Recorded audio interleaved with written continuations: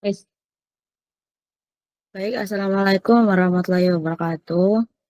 Kami dari kelompok 6 kelas PIA 2022 akan mempresentasikan laporan studi kasus larutan mengenai apakah terdapat perbedaan terkait pemberian pupuk urea pada dua tambak dengan pemanfaatan yang berbeda dengan anggota kelompok Nurfail Jana dan Akhiranim 02, Najwa Naufa dengan Akhiranim 029, Lilna Najwa Kamilas dengan Akhiranim 124, Muhammad Hafiz Abdullah dengan Akhiranim 126. Untuk latar belakangnya sendiri yaitu pupuk urea banyak digunakan dalam tambak ikan karena kandungan nitrogen yang tinggi mampu meningkatkan kesuburan perairan dan pertumbuhan fitoplankton sebagai pakan alam ikan.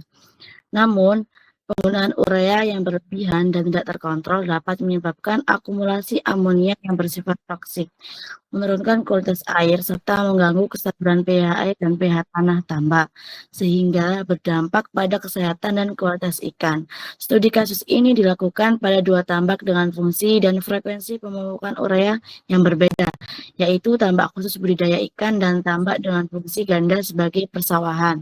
Hasil pengamatan menunjukkan adanya perbedaan signifikan pada pH air, pH tanah, dan kualitas ikan akibat perbedaan intensitas pemupukan dan fungsi lahan. Oleh karena itu, pengaturan dosis dan frekuensi pemupukan urea menjadi faktor penting dalam menjaga keseimbangan ekosistem perairan dan keberlanjutan produktivitas tambak ikan. Next.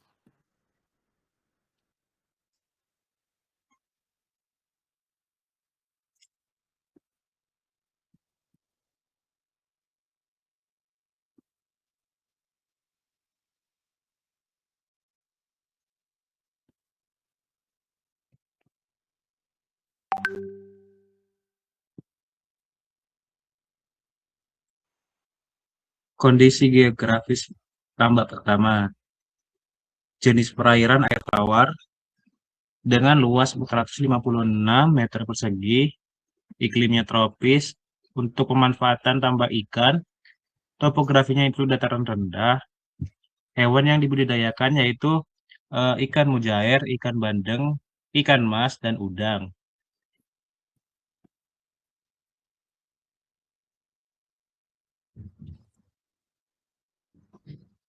Untuk kondisi geografis tambak kedua yaitu jenis perairannya perairan air tawar dengan luas 342 meter persegi, iklimnya tropis, untuk pemanfaatan tambak ikan dan sawah, topografinya yaitu dataran rendah, dan hewan yang dibudidayakan yaitu sama, yaitu ikan mujair, ikan bandeng, ikan mas, dan udang.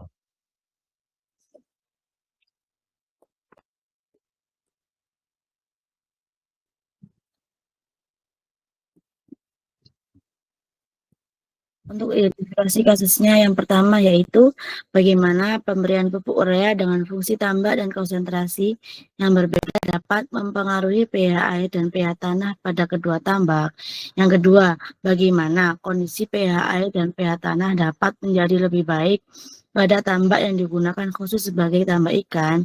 Yang ketiga, bagaimana kualitas ikan dapat menjadi lebih baik pada tambak yang juga digunakan untuk menanam padi meskipun kondisi pH berbeda. Next.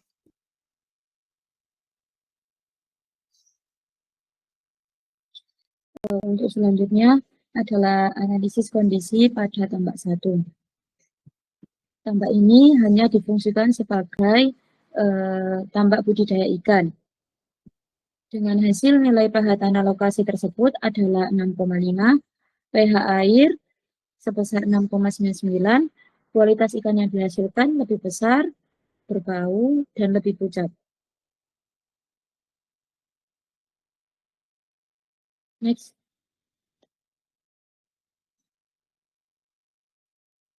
Untuk selanjutnya adalah analisis kondisi pada tambak 2. Tambak ini digunakan untuk budidaya ikan dan juga persawahan. Nilai pH tanah pada tambak tersebut adalah 5,4, untuk pH air lokasi tersebut sebesar 6,65, kualitas ikan yang dihasilkan lebih kecil, tidak berbau, dan lebih cerah. Perbedaan antara tambak 1 dan juga tambak 2, yakni terdapat pada ketersediaan pakan alami yang kaya akan pigmen. Tambak bekas sawah seringkali memiliki sisa bahan organik dari tanaman padi sebelumnya. Lingkungan ini mendukung pertumbuhan fitoplankton, zooplankton, dan juga organisme alami lainnya. Organisme tersebut kaya akan pigmen alami, yakni karotenoid. Karotenoid sendiri merupakan zat pigmen yang diserap oleh ikan dan disimpan dalam sel warna atau kromatofora yang menghasilkan warna cerah seperti merah, oranye, dan juga kuning. Hal tersebut juga disebabkan karena penambahan pupuk urea yang mengandung nitrogen yang tinggi, yakni sekitar 46%. Next.